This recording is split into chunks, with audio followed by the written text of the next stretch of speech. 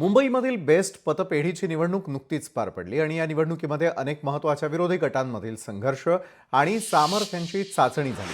शशांक राव यांचं पॅनल कर्मचाऱ्यांचं मन जिंकण्यात यशस्वी ठरलंय, तर दुसरीकडे प्रसाद लाड, नितेश राणे आणि किरण पावसकर यांच्या सहकार समृद्धी पॅनललाही चांगलंच यश मिळालेलं आहे. दरम्यान राज ठाकरे आणि उद्धव ठाकरे यांच्या एकत्र येण्यामुळे बेस्ट कर्मचारी सहकारी पतपेढीची निवडणूक ही प्रतिष्ठेची बनलेली होती. मात्र ठाकरे बंधूंच्या उत्कर्ष पॅनलला अपेक्षित यश मिळालेलं नाही आणि त्यामुळे आगामी मुंबई महानगरपालिका निवडणूक एकत्र लढवण्याच्या विचारामध्ये असलेल्या ठाकरे गट आणि मनसेला एक मोठा धक्का मानला जातोय.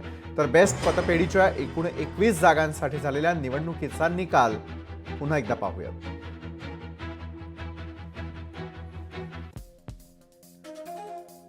तर यामध्ये एकूण 14 जागा या शशांकराव पॅनलनं जिंकलेल्या आहेत. सहकार समृद्धी पॅनलनं 6, उत्कर्ष पॅनलला मात्र भोपळा देखील फोडता आला नाही.